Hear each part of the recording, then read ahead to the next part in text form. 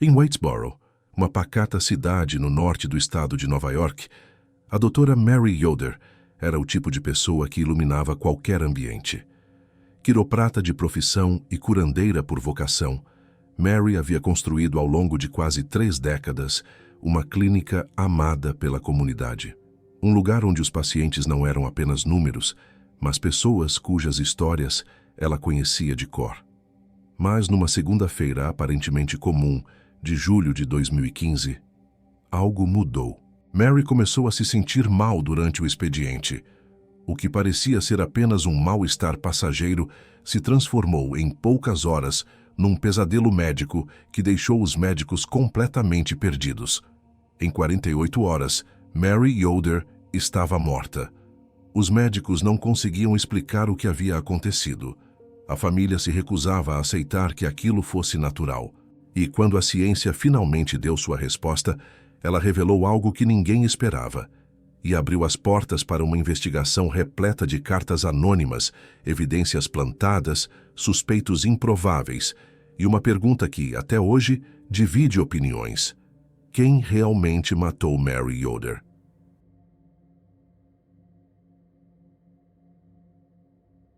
Mary Louise Bekaert nasceu no dia 18 de março de 1955, na cidade de Buffalo, situada no estado de Nova York. Filha de Arthur e Norma Bekaert, Mary cresceu em um ambiente familiar numeroso, sendo uma de 8 irmãos.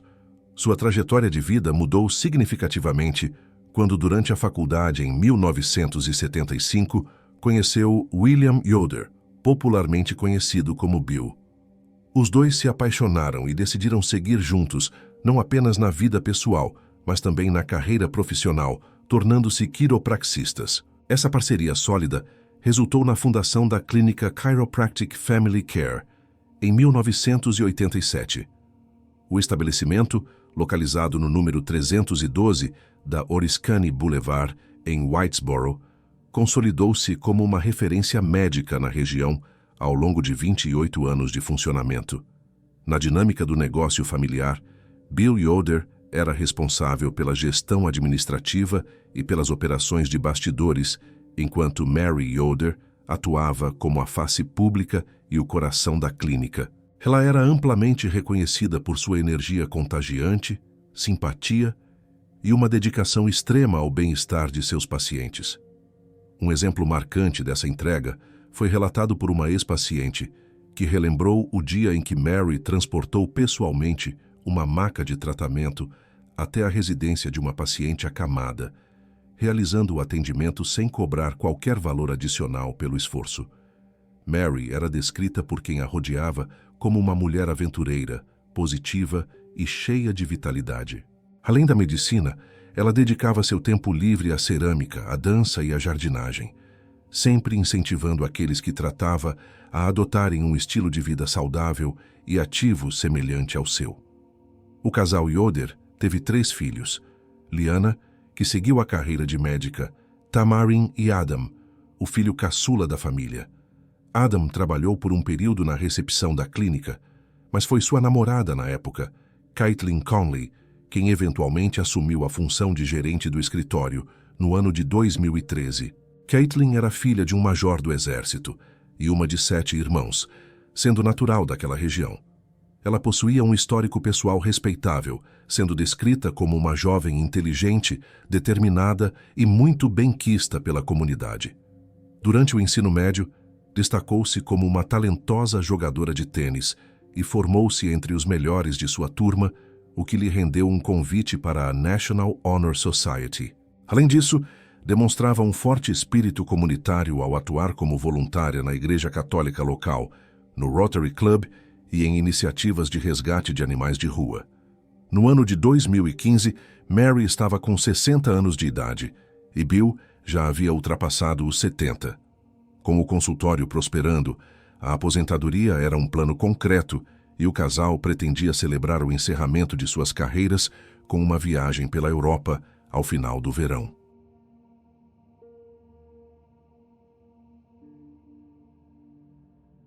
A rotina de Mary foi abruptamente interrompida na segunda-feira, dia 20 de julho de 2015. Ela despertou cedo, por volta das 6h30, e seguiu para a clínica para enfrentar um dia intenso com mais de 30 pacientes agendados em uma jornada prevista de 10 horas. Durante a manhã, Mary atendeu seus clientes com a animação e o vigor habituais, sem apresentar qualquer sinal de mal-estar. No horário do almoço, ela dirigiu-se à casa de sua mãe para acompanhá-la em uma refeição. Ao chegar, descobriu que sua mãe já havia comido. Mary então preparou o almoço da genitora e retornou ao consultório sem ter se alimentado adequadamente. De volta ao trabalho, ela consumiu algo para substituir a refeição perdida, ponto que gerou versões conflitantes posteriormente. Segundo Bill e a versão oficial apresentada pela promotoria, Mary teria ingerido um shake proteico feito com leite de amêndoa e proteína em pó, que costumava deixar guardado na cozinha da clínica. Contudo, registros médicos e depoimentos de outras testemunhas indicaram que ela teria comido uma barrinha de proteína e, mais tarde, jantado frango. Embora Bill tenha afirmado no tribunal que Mary detestava e nunca consumia tais barrinhas, diversas pessoas confirmaram que ela não apenas as vendia na clínica, como as consumia regularmente quando o tempo era escasso. Por volta das 13h15 daquela tarde, Mary começou a se sentir mal, embora tenha lutado para concluir os atendimentos agendados. Pacientes que foram atendidos nesse período notaram que ela parecia doente, apresentando vermelhidão e inchaço ao redor dos olhos, além de sintomas que lembravam uma gripe forte. Um dos pacientes chegou a relatar que a pele de Mary exibia uma preocupante tonalidade esverdeada. Às 16h30, ela telefonou para Bill, que não estava na clínica naquele dia, e pediu que ele não preparasse o jantar, pois sua saúde estava se deteriorando. Quando a clínica finalmente fechou, por volta das 18h30, Mary já sofria com episódios intensos de vômitos e diarreia. Ao chegar em casa, conforme relatado por Bill, ela estava pálida, suada e com uma aparência terrível, passando aquela noite em sofrimento no sofá. Na manhã de terça-feira, 21 de julho, o quadro de Mary não apresentou melhoras. Diante da gravidade, Bill consultou sua filha Liana, que o orientou a levar Mary imediatamente para o hospital. Às 9h30, ela deu entrada na emergência do St. Luke's Hospital, em Whitesboro, queixando-se de dores abdominais agudas e desidratação severa. Os médicos realizaram testes variados, descartando rapidamente causas comuns como viroses ou intoxicações alimentares simples. Em um primeiro momento, houve um sentimento de otimismo na equipe médica devido ao histórico saudável de Mary, acreditando-se que ela receberia alta em breve. Entretanto, a situação regrediu de forma devastadora. Às 22h daquela noite, Mary tentou se levantar da cama, mas caiu devido à fraqueza, sendo transferida imediatamente para a unidade de terapia intensiva. A partir desse momento, seus órgãos vitais, como rins e fígado, começaram a falhar em uma sequência assustadora, deixando os especialistas perplexos. Segundo sua irmã Janine, os prontuários indicavam que Mary estava estável no momento da internação, mas a mudança para o estado crítico ocorreu de maneira súbita e inexplicável. Durante a madrugada, Mary enfrentou uma série agonizante de 7 paradas cardíacas, exigindo manobras de ressuscitação repetidas vezes. Bill relatou que ela parecia viver momentos de absoluto terror antes de seu falecimento. Ele convocou os 3 filhos ao hospital para que pudessem se despedir. Finalmente, na tarde do dia 22 de julho, às 12h54, Mary Yoder teve sua morte confirmada, tendo como causa oficial registrada a falência múltipla de órgãos.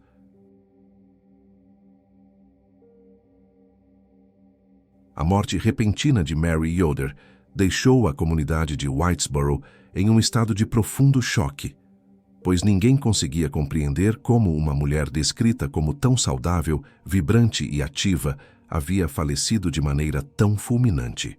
A família de Mary, que possuía uma base sólida de conhecimento técnico, uma vez que incluía profissionais de saúde como sua filha Liana, que era médica, e uma de suas irmãs, que atuava como enfermeira, recusou-se a aceitar passivamente a explicação médica inicial. Eles sentiam que algo estava fundamentalmente errado com o colapso de uma pessoa de 60 anos, sem histórico de doenças pré-existentes, e por isso solicitaram formalmente que exames toxicológicos fossem realizados para descobrir a real causa da tragédia. Diante da perplexidade geral, os médicos pediram permissão ao viúvo, Bill Yoder, para encaminhar o corpo para uma autópsia detalhada, alegando que as circunstâncias da morte não eram normais. Bill concordou com o procedimento, afirmando aos presentes que também desejava entender o que havia acontecido com sua esposa. A autópsia foi conduzida pelo médico legista do condado de Oneida, o Dr. Kennedy Clark, que realizou uma análise minuciosa das células e dos órgãos de Mary sob o microscópio. Durante esse exame, ele observou um fenômeno alarmante. As células pareciam estar se autodestruindo, o que serviu como a primeira pista concreta de que alguma substância externa havia sido introduzida no organismo da vítima. Os órgãos internos apresentavam um estado de deterioração severo, assemelhando-se ao desgaste sofrido por pacientes que haviam passado por sessões intensas de quimioterapia, algo considerado extremamente bizarro para o perfil de Mary. Inicialmente, os exames de sangue focaram em venenos mais comuns, como metais pesados, arsênico e cianeto, mas todos esses testes resultaram negativos. Paralelamente a essas investigações, a filha Liana informou aos demais familiares que a causa da morte teria sido uma condição chamada colangite aguda, que consiste na inflamação dos ductos biliares. Embora esse diagnóstico não fizesse sentido diante da saúde pregressa de Mary, a família não teve motivos imediatos para desconfiar da veracidade da informação fornecida por Liana naquele momento. Após os procedimentos iniciais, o corpo foi liberado e, de acordo com o relato da irmã Janine, Bill providenciou a cremação de Mary com uma pressa considerada incomum, sem sequer avisar a família da falecida. Funcionários do necrotério e o diretor da funerária notaram que Bill e seu filho Adam estavam visivelmente ansiosos e nervosos para que o corpo fosse liberado o quanto antes. Enquanto um procedimento padrão de preparação para a cremação costuma levar cerca de 2 horas.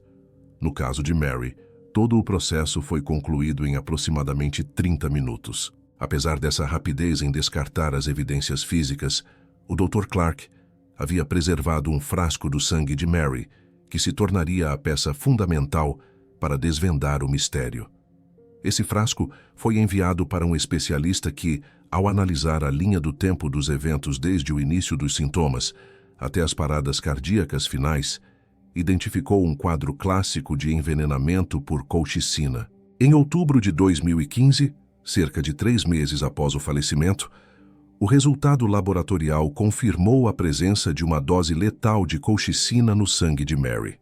A colchicina é um medicamento voltado ao tratamento da gota, uma inflamação das articulações, mas possui um índice terapêutico extremamente restrito, o que significa que a diferença entre uma dose medicinal e uma dose tóxica é perigosamente pequena.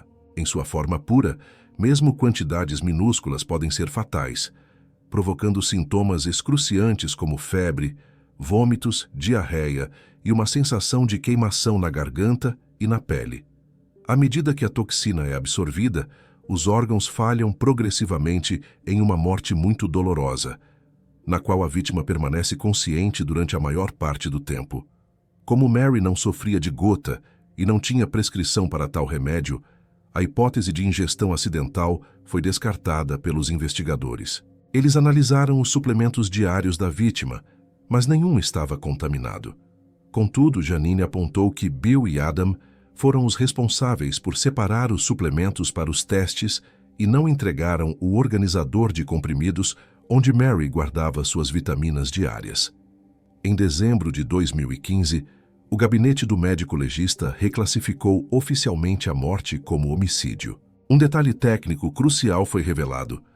A substância encontrada não era o comprimido farmacêutico comum, mas um material de pesquisa químico puro e altamente concentrado, de uso agrícola.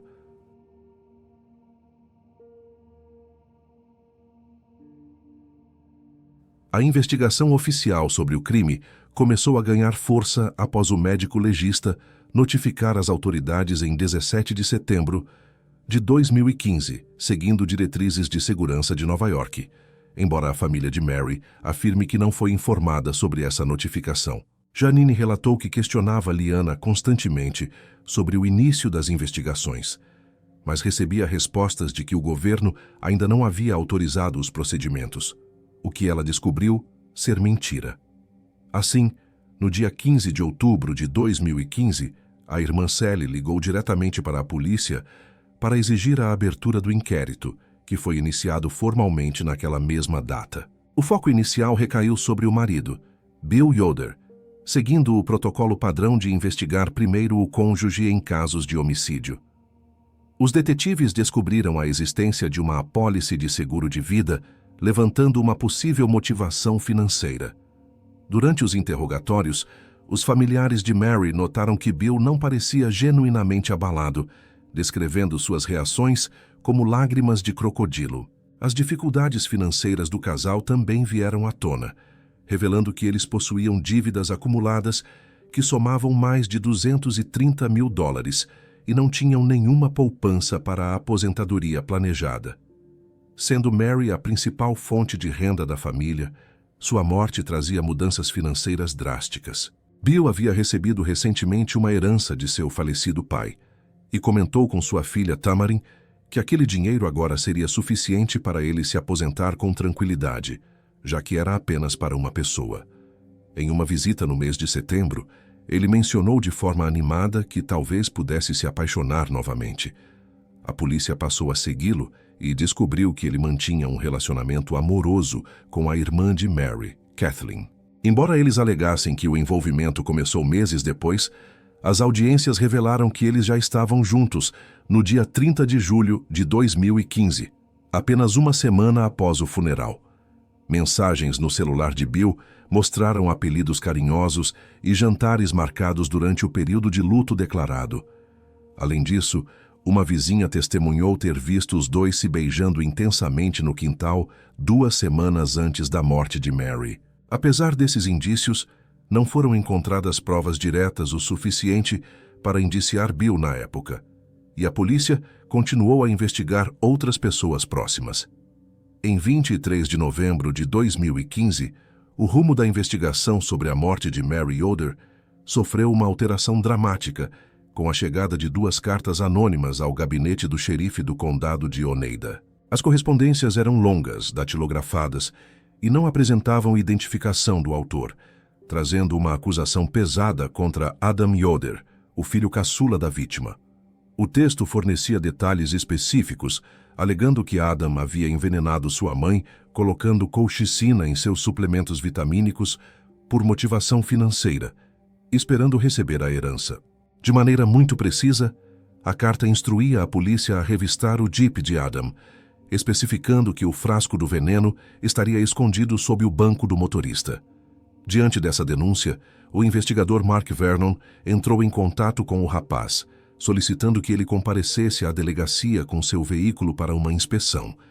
Adam, que possuía uma relação de muita proximidade com a mãe e ficou chocado com o absurdo de ser considerado suspeito, concordou com a busca. Durante a inspeção no veículo, enquanto Adam aguardava fumando um cigarro encostado no carro, os investigadores localizaram exatamente o que a denúncia anônima descrevia: um frasco de colchicina envolto em uma embalagem de papel escondido sob o banco. Junto ao veneno havia um recibo contendo informações pessoais de Adam, o endereço da clínica de quiropraxia da família e um endereço de e-mail com o nome dele. No interior do carro, também foram encontrados equipamentos de segurança como luvas, óculos e uma máscara de proteção, itens necessários para o manuseio seguro da substância pura. Adam negou veementemente qualquer envolvimento, afirmando que o endereço de e-mail era desconhecido e que os equipamentos seriam para realizar consertos em seu carro, embora não houvesse evidências de reparos recentes no veículo. Adam apresentou um álibi sólido. Ele havia viajado para Long Island no dia 15 de julho de 2015 para visitar sua irmã, retornando apenas após o telefonema de seu pai informando sobre a hospitalização de Mary. Registros telefônicos e de cartões de crédito confirmaram que ele estava de fato fora da cidade durante todo o período em que a mãe adoeceu, levando a polícia a liberá-lo, embora os xerifes não tenham confiscado o equipamento de proteção encontrado no carro naquele momento, decisão que o juiz posteriormente manteve. Com as suspeitas sobre Adam enfraquecidas pelo álibi, os investigadores voltaram sua atenção para Caitlin Conley, que trabalhava na clínica há cerca de 5 anos como gerente do escritório e era ex-namorada do rapaz. O relacionamento entre os dois foi marcado por instabilidade e conflitos constantes. Caitlin revelou que o motivo da separação definitiva foi uma agressão sexual cometida por Adam cerca de 1 ano antes da morte de Mary, fato que ela havia relatado à própria vítima. Além disso, Caitlin havia passado por uma gravidez ectópica traumática e Adam lhe devia o valor de $20 mil. Durante um interrogatório exaustivo de muitas horas e sob intensa pressão psicológica, Caitlin chegou a passar mal fisicamente devido ao estresse. Pressionada pelos investigadores, ela admitiu ter escrito as cartas anônimas.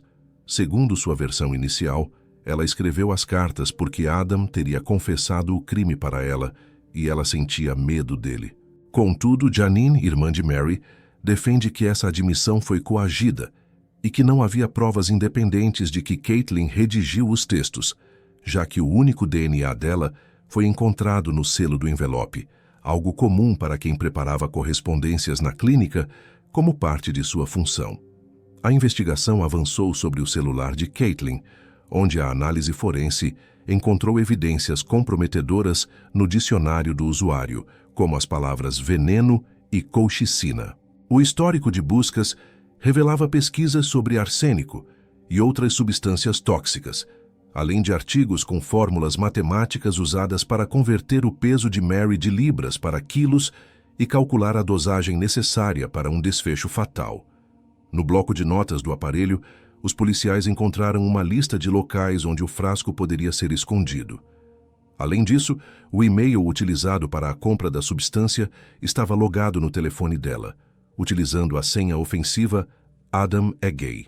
A promotoria sustentou que todas as conexões de acesso ao e-mail partiram de dispositivos vinculados a Caitlin e que ela mesma admitiu ter comprado os cartões pré-pagos cujos números de série coincidiam com o recibo da compra da colchicina junto à empresa Art Chemicals. Uma funcionária da empresa farmacêutica que vendeu o produto afirmou que conversou por telefone com o comprador e identificou que a voz pertencia a uma mulher jovem. No campo das provas físicas, o DNA de Caitlin foi confirmado como o principal contribuinte na embalagem do veneno encontrado no Jeep. Adam foi formalmente excluído como contribuinte daquela amostra biológica. Outro ponto levantado pela acusação foi um incidente anterior, no qual Adam ficou doente e precisou de hospitalização após ingerir um suplemento dado por Caitlin para ajudá-lo nos estudos. No entanto, a defesa apresentou elementos que geraram dúvidas consideráveis sobre a integridade da investigação. O mandado judicial para a apreensão do celular especificava que o aparelho deveria ser devolvido ao tribunal, mas foi enviado diretamente a um centro de perícia cibernética para a extração de dados, erro que o advogado inicial não contestou devidamente. Janine reiterou que Caitlin não foi informada de seus direitos, nem teve acesso a um advogado durante as horas de interrogatório, sendo que o DNA masculino encontrado no frasco era insuficiente para permitir uma identificação conclusiva. Sobre a questão do DNA e das buscas digitais, a defesa argumentou que a acessibilidade aos dispositivos era um fator crucial para a dúvida razoável. Tanto Bill quanto Adam possuíam conhecimento tecnológico avançado e tinham acesso livre a todos os computadores e senhas da clínica. Bill impunha uma regra de que os funcionários deveriam deixar seus celulares em uma sala nos fundos durante o expediente, permitindo que qualquer pessoa os manuseasse sem supervisão, já que os aparelhos ficavam sem senha. Além disso, Adam e Caitlin compartilhavam o mesmo identificador da Apple, e ele possuía o backup do celular e o notebook dela em seu poder, o que tornava impossível distinguir quem realizou as buscas ou acessou as contas. Janine ressaltou que Bill mentiu ao dizer que apenas Caitlin usava o computador da recepção e que ele entregou voluntariamente apenas os dispositivos que a incriminavam, enquanto o mandado para investigar todos os seus próprios aparelhos nunca foi cumprido. O pedido da colchicina foi rastreado até um software de rede privada virtual, instalado no computador de Bill, e os equipamentos que incriminaram Caitlin só surgiram após ela já estar detida. Dentro das diversas vertentes que compõem este mistério, surge uma teoria alternativa fundamentada em comportamentos apontados como altamente suspeitos por Janine, irmã da vítima. De acordo com os relatos familiares, William Yoder, o Bill, deixou o hospital apenas alguns minutos antes de a condição de Mary sofrer uma mudança drástica, passando de um estado estável para uma situação crítica de maneira extremamente repentina. Durante o período em que Mary estava piorando, a equipe médica do hospital tentou entrar em contato com Bill por diversas vezes ao longo de várias horas para informá-lo sobre a gravidade do quadro, mas ele simplesmente não atendia às chamadas. A própria Mary, em seus momentos finais, tentou ligar para o marido sem sucesso. A situação tornou-se tão alarmante que o hospital precisou acionar a polícia para informar o que estava ocorrendo. Os oficiais se dirigiram até a residência de Bill e precisaram insistir por um tempo considerável, até que ele finalmente abrisse a porta. Embora tenha afirmado que seguiria imediatamente para o hospital, que ficava a apenas 15 minutos de distância de sua casa, Bill só apareceu no local 1 hora depois. Outro ponto que levanta questionamentos profundos na narrativa de Janine refere-se a uma saída rápida que Bill fez do hospital em um momento anterior, de onde retornou trazendo pastilhas para tosse e um inalador de asma para Mary. É importante ressaltar que esses itens não eram permitidos dentro do ambiente hospitalar, uma vez que a paciente só poderia ingerir o que fosse estritamente administrado pela equipe médica responsável. Especialistas que analisaram o caso da colchicina apontaram que o veneno em sua forma de pó poderia ser facilmente camuflado em pastilhas, que já possuem naturalmente um pó fino ao redor, ou até mesmo ser introduzido no inalador. Ambos os itens foram entregues por Bill a Mary e, curiosamente, não foram preservados para testes posteriores. Quando o assunto foi abordado durante o julgamento, Bill afirmou não ter lembrança de ter levado tais objetos para a esposa. Dados científicos cruciais sustentam a hipótese de que Mary teria recebido uma dose adicional do veneno enquanto já estava sob cuidados médicos. Os testes laboratoriais demonstraram que o nível de colchicina no sangue da vítima era mais alto no momento exato de sua morte do que quando ela deu entrada no hospital, considerando que Mary enfrentou episódios severos de diarreia e vômitos por 2 dias inteiros, o que naturalmente deveria ter começado a eliminar a substância de seu sistema. A única explicação técnica viável seria a administração de uma segunda dose durante o período de internação. Especialistas afirmam que, se ela tivesse ingerido toda a concentração encontrada em seu sangue de uma única vez, não teria levado 60 horas para falecer e nem teria permanecido em estado estável durante a maior parte do tempo em que esteve hospitalizada. Somado a isso, os recipientes de leite de amêndoa e a proteína em pó que ela supostamente teria usado para o shake testaram negativo para a presença de colchicina, assim como as 28 cápsulas restantes na embalagem de suplementos conhecidos como Alpha Brain. Na cozinha da clínica, não foi localizado nenhum copo, liquidificador ou qualquer evidência física que comprovasse que Mary havia preparado ou consumido um shake naquele dia fatídico. Janine mantém a firme convicção de que Bill e Adam tiveram participação direta na morte de Mary.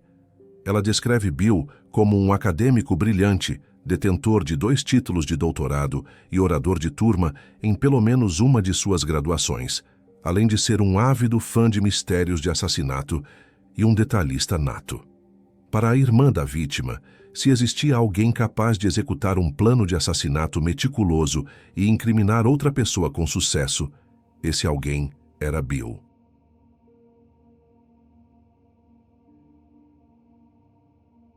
Uma revelação do passado reforça essa desconfiança.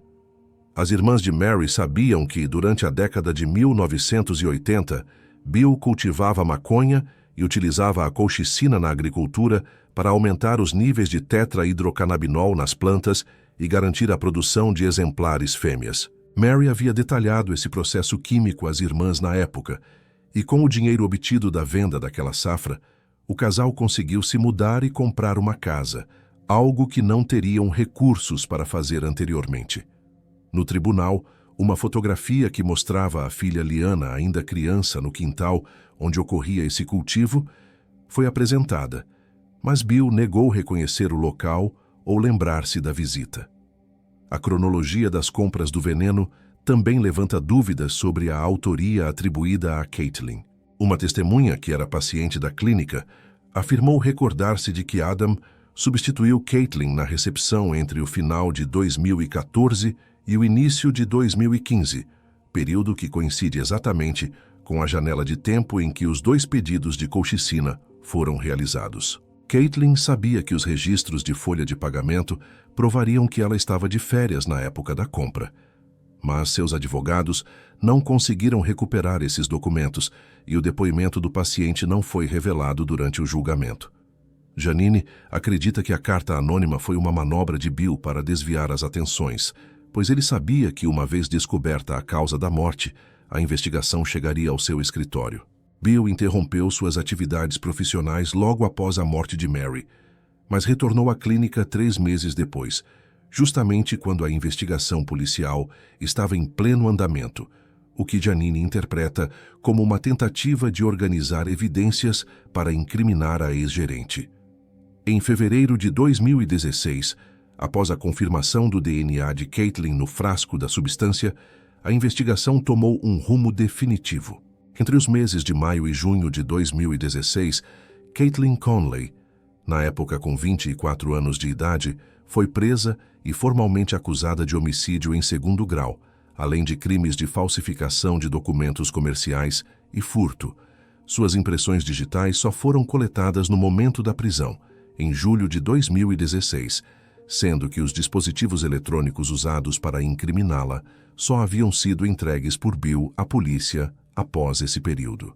Um dos pontos mais polêmicos do caso foi o fato de Bill Yoder, Adam Yoder e Liana terem recebido imunidade total como testemunhas contra Caitlin, garantindo que nenhum deles pudesse ser criminalmente responsabilizado pela morte de Mary em qualquer circunstância futura.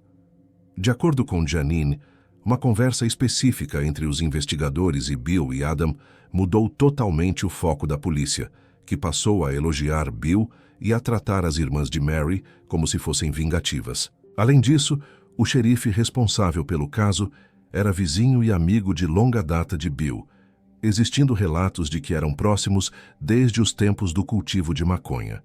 Imagens da entrevista de 6 horas de Bill com a polícia nunca foram entregues à equipe de defesa de Caitlin. Enquanto a investigação avançava, Bill e Adam foram vistos passando muito tempo juntos, inclusive se reunindo diversas vezes por semana para jogar jogos de tabuleiro, o que causou estranheza na família devido ao histórico de desentendimentos entre pai e filho.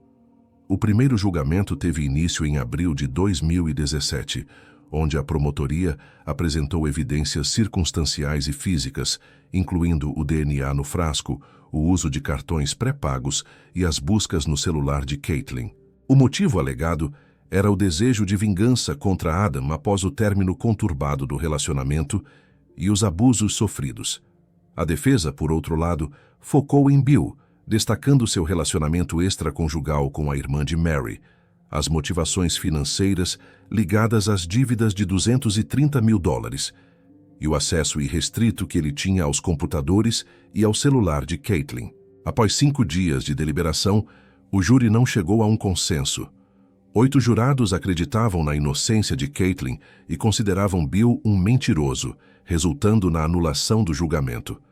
No segundo julgamento, ocorrido em novembro de 2017, a promotoria reforçou as evidências digitais, como o backup do celular de Caitlin encontrado no computador de Adam e o uso da senha "Adam é gay" para acessar o e-mail de compra do veneno. Adam fez uma declaração emocional carregada de ódio contra a ré, enquanto Bill descreveu Mary como sua alma gêmea assassinada por uma jovem motivada por uma briga trivial. Entretanto, testemunhas importantes da defesa, como a irmã Sally e um investigador particular, nunca foram chamadas para depor. O juiz também impediu o uso de registros médicos de Mary que poderiam indicar que ela sofria de violência doméstica. No final, Caitlin foi considerada culpada de homicídio culposo em primeiro grau, recebendo uma sentença de 23 anos de prisão em janeiro de 2018. A reviravolta mais surpreendente ocorreu em janeiro de 2025, quando a Divisão de Apelação da Suprema Corte do Estado de Nova York anulou a condenação de Caitlin Conley. O tribunal fundamentou a decisão na assistência ineficaz da defesa, apontando que o advogado falhou ao não contestar a apreensão do celular que foi enviado a um laboratório forense em violação ao que determinava o mandado judicial. Como consequência, Caitlin foi libertada em fevereiro de 2025. Embora a promotoria possa reapresentar as acusações, a perda das evidências digitais do celular torna uma nova condenação incerta. Atualmente, o caso permanece tecnicamente aberto e o mistério sobre quem realmente envenenou Mary Yoder continua a dividir a família e a comunidade.